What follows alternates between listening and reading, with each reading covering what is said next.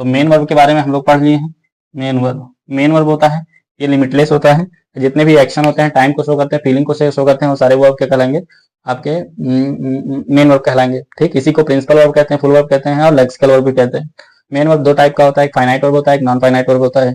Finite verb होता है जिनको जो पर्सन टेंस और नंबर्स के कारण चेंज हो जाए तो फाइनाइट वर्ब, नहीं चेंज हो तो नॉन फाइनाइट वर्ब। फिर से फाइनाइट वर्ब के दो टाइप होते हैं, एक ट्रांजिटिव एक इनट्रांजिटिव। ट्रांजिटिव वर्ब जिसको ऑब्जेक्ट की रिक्वायर होती है, और इनट्रांजिटिव वर्ब जिसको ऑब्जेक्ट की रिक्वायरमेंट नहीं होती है। मीनिंग को कंप्लीट करने के लिए ऑब्जेक्ट की रिक्वायरमेंट नहीं होती है। ठीक, फिर अगर हम देखेंगे ऑब्जेक्ट की बात आ गई तो ऑब्जेक्ट भी दो तरह से होता है, एक डायरेक्ट ऑब्जेक्ट होता है, इनडायरेक्ट ऑब्जेक्ट होता है। डायरेक्ट ऑब्जेक्ट में नॉन लिविंग बीइंग आता है और इनडायरेक्ट ऑब्जेक्ट में लिविंग बीइंग आता है। अब बात आती है ऑब्जेक्ट और कॉम्प्लीमेंट का, तो कॉम्प्लीमेंट ऑब्जेक्ट में बहुत माइनर सा डिफरेंस है। देखो, हेल्पिंग वर्ब को डायरेक्ट मीनिंग देने वाला अगर वर्ड कोई आ रहा है तो वो कॉम्प्लीमेंट कहलाएगा। ठीक, अगर मेन वर्ब को पूरा करने के लिए कोई ऑब्जेक्ट आ रहा है तो क्या कहलाएगा, आपका ऑब्जेक्ट कहलाएगा। देखो, कॉम्प्लीमेंट और ऑब्जेक्ट में थोड़ा सा माइनर डिफरेंस है। ही राइट्स अ लेटर, यहाँ मेन वर्ब को कंप्लीट करने के लिए कौन आया है, लेटर्स, और यहाँ ही इज अ डॉक्टर। ठीक, यहाँ इज हेल्पिंग वर्ब को मीनिंग कंप्लीट करने के लिए कौन आ गया, डॉक्टर आ गया। ठीक, ऑब्जेक्ट आ गया। तो जब भी मेन वर्ब को कंप्लीट करने के लिए कोई वर्ड आएगा तो कॉम्प्लीमेंट कहलाएगा, और कोई भी मेन वर्ब को कंप्लीट करने के लिए कोई ऑब्जेक्ट आएगा तो ऑब्जेक्ट कहलाएगा। ठीक, हेल्पिंग वर्ब के लिए हेल्पिंग वर्ब की मीनिंग कंप्लीट करेगा ऑब्जेक्ट कोई तो वो कहलाएगा कॉम्प्लीमेंट, और अगर मेन वर्ब की कोई मीनिंग कंप्लीट करेगा तो कहलाएगा ऑब्जेक्ट। समझ आया? ऐसा 100% कंपलसरी नहीं। फिर से हम कह रहे हैं, बीबी और इंग्लिश ग्रामर दोनों एक साथ नहीं समझ में आने वाले हैं। ठीक, अभी ये कह रहा है कि मेन वर्ब होगा तो ऑब्जेक्ट हो जाएगा, हेल्पिंग वर्ब होगा तो क्या कहलाएगा, ये कॉम्प्लीमेंट कहलाएगा। दूसरा देखो, he made him a doctor.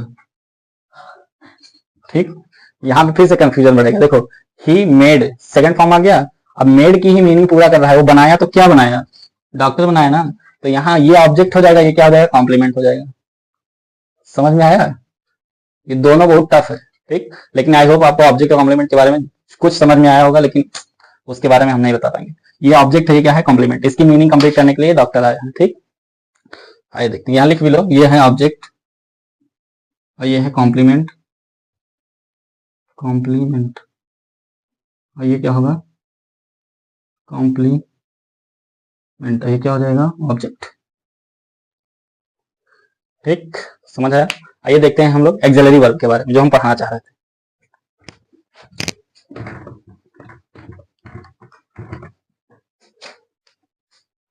Auxiliary verb, axillary verb को ही हम बोलते हैं हेल्पिंग वर्ब, और कुछ खास नहीं होता है हेल्पिंग वर्ब। ठीक, हेल्पिंग वर्ब खुद ही बदल जाता है, ये लड़कों की तरह होता है। ये कैसे भी लड़कियों की, चाहे अगर अच्छी हो, बुरी हो, काली हो, गोरी हो, उससे कोई फर्क नहीं पड़ता, अगर बात करने लगा तो खुद ही चेंज हो जाएगा। ठीक, तो ये सब्जेक्ट के अकॉर्डिंग खुद ही चेंज हो जाता है। इसमें तीन तीन मेन वर्ब होते हैं, एक बी फॉर्म का वर्ब होता है, एक डू फॉर्म का वर्ब होता है, एक हैव फॉर्म का वर्ब होता है। ठीक, बी फॉर्म में आता है इज और एम और आर आ जाता है, और यहाँ पे पास्ट में अगर हम बात करें तो वाज और वेयर आएगा। डू में क्या आता है, डू में डू और डज आता है, डू आता है और डज आता है, और इसमें क्या आएगा, डीड आ जाएगा। हैव में हैज और हैव आएगा, हैज और हैव आएगा, और इधर क्या आएगा, हैड। ये पास्ट के बारे में है, ये क्या है, प्रेजेंट के बारे में। समझ है? एक्सिलरी वर्ब के तीन मेन फॉर्म्स होते हैं, बी फॉर्म होता है, डू फॉर्म होता है और हैव फॉर्म होता है। बी फॉर्म में बात करें तो इज एम आर आता है प्रेजेंट टाइम में, और पास्ट के लिए आता है वाज और वर। डू और डज आता है, डू के फॉर्म होते हैं डू और डज, ये आता है प्रेजेंट टेंस के लिए, और ये आता है डिड पास्ट के लिए, ये आता है हैड। ठीक, देखो जिसमें ज्यादा लेटर्स है वो ज्यादा के लिए, ज्यादा नाउन के लिए आएगा। समझ आया कि नहीं?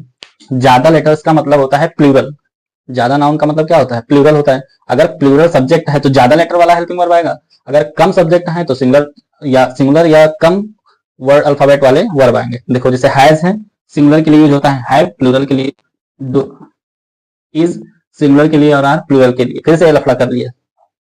ठीक, यहाँ पे ज्यादा लेटर्स किसके साथ में, डज के साथ में, लेकिन ये कम के साथ जुड़ रहा है और ये ज्यादा के साथ जुड़ रहा है। ठीक, समझ में आ रहा है कि क्यों कहा जा रहा है?